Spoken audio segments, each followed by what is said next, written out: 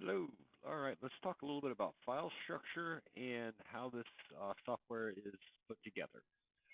Carlos will be your leading authority in regards to this. He recently rebuilt the file structure to allow for better session handling and allow us the ability to add more features. So right here is our file manager. You should have access to the cPanel. So right here we have our public HTML. Right here, the development butler, all these other files. For instance, I do backups periodically, SafeHouse and SafeHouse Working. Both these files are outside of our domain. They actually control the connection to the database. So in the development butler, we have our API, our assets, config, controllers, cron, dispatch, images, JS, lib. We have a copy of the SafeHouse right here. In case you have to work in it, you can access it easily. These are just here temporarily, just so we have a working example inside the domain. We got our templates. We got our Twilio PHP. This is how we're currently doing the text messaging out of the system. We have our views and our webhooks. Then below that, we have our add users, our API key setup. This is where we this is the PHP page where companies can sign up. We have a couple extra files here. We got a development butler PDF. This is a little bit of description of what's going on. We got a README. We have our index PHP. We have our logout PHP. So all of the endpoints are PHP and they're based right here. So our driver positions, we're getting our driver positions right here. We got our driver positions. It's kind of redundant. I think one is for the front end and one is for the API access to the company we use. We got our employees, same thing. We got our Git employees. We got our update employees, and a couple other files here where you can change some colors with the color schemes. Jobs. This is a pretty important one. This is where we get our jobs. It's going to pull in all the jobs off the system. We'll get into the database here in a minute. But basically, it pulls all the jobs out of our database. This is the main database, PBX service. It's pulling all the jobs out of the table jobs vtiger. This is where all of our jobs are. You'll notice there's a whole bunch of database columns here that are not used. That's because we're just getting into this project and we don't really need all these right now, but we eventually will.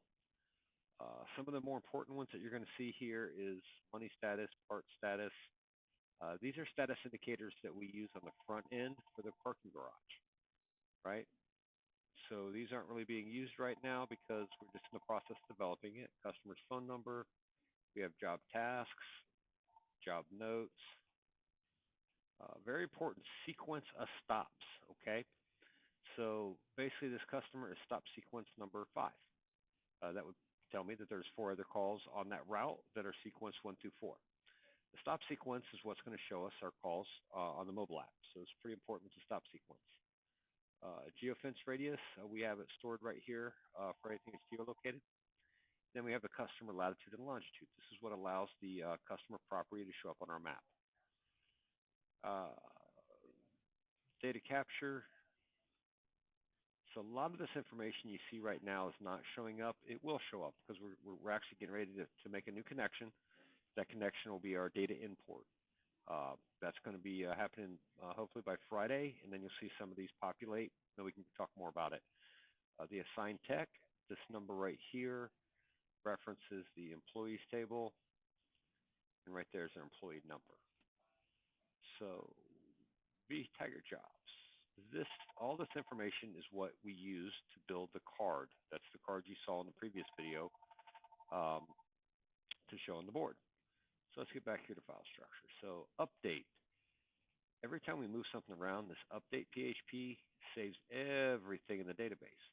It's updating the possibly the technician. It's updating the job sequence. It's updating the appointment date.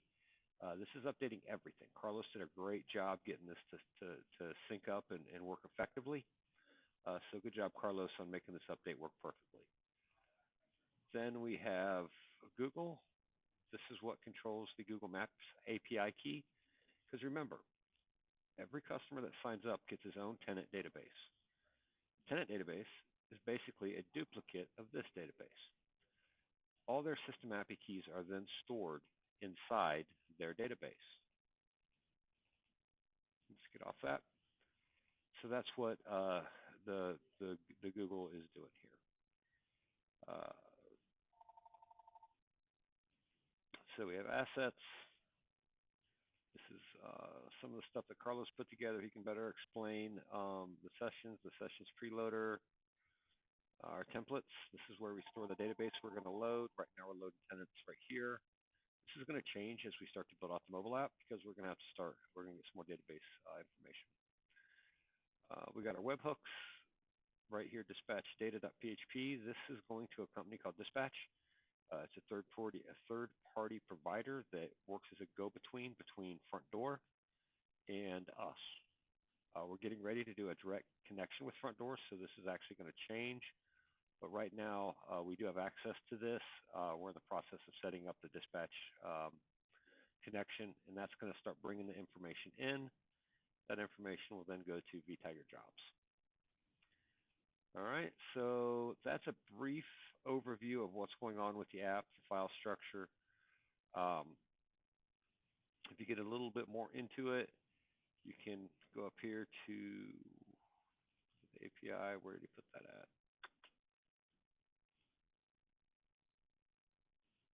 Controllers, login.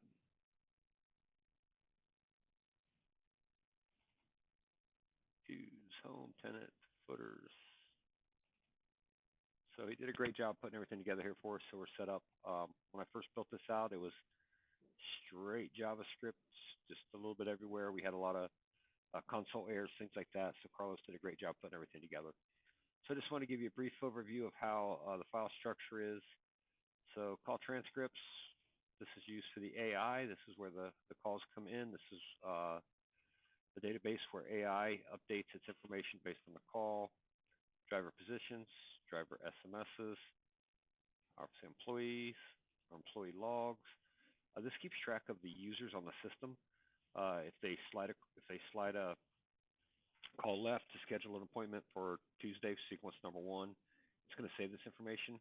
It currently is broken right now. I haven't started Carlos on fixing it yet after he did the rebuild, but we're going to get this back up. Then obviously vTiger Jobs. We have our job status categories. This is where we're storing the information for our colored lights you saw in the front. Mapping categories, very similar. Last tenant used. I don't even know if we're using that. These are our zones. This is how we organize our customers into a group. It's 2 zones. We got priority weights. Priority weights is going to start to affect how we schedule calls based on AI. So if a customer is upset, we're going to put a little bit of weight on that call and have AI slide them in a little faster. This is Carlos's sessions. He just built that. He can go over that. We got our SMS templates. This is the customer templates. This is where we store them. Obviously, system API keys. This is for the main company. Everybody else's will be down here. We got our task lights. It's a little bit redundant. One of these is going to have to be removed, but we'll figure that out later. So we have tenants. Tenants are actually the companies. These are the companies. This is where the company will be stored. This tells you the database they're using, tenant 42, password. Tenant users, this would be the company's employee. This is how they would log in. This is their login information. Then we have our Twilio phone numbers down here. This isn't being used tremendously right now, but companies that do have multiple Twilio numbers, as we start to build out the call center, that's where we're going to store their phone numbers. All right, so just a brief run through here. We'll go back up to the beginning. You're going to log into your cPanel. Everybody else is going to have cPanel access. Go ahead and just jump right into it here real quick and show it to you. All right, so here's your cPanel, maybe. All right, so this is your cPanel access, file manager, PHP admin. If you need to create a database, we obviously have databases right here. This would be like a brand new database. Obviously, I prefer that you work inside the PHP admin in the current database. So this is your starting point. Everybody should have logins to this. This is what you're going to see. If you're not familiar with cPanel, you're going to be looking at the file manager, and you're looking at PHP admin. So All right, well, I do appreciate it. This is just a brief overview of how the file structure is, not very in depth, but that's because I brought you guys on board and you're starting to change things and you're changing it for the better. So we're going to continue to update videos just to let everybody know what we're doing and we can have a reference point to get back. Thanks a lot.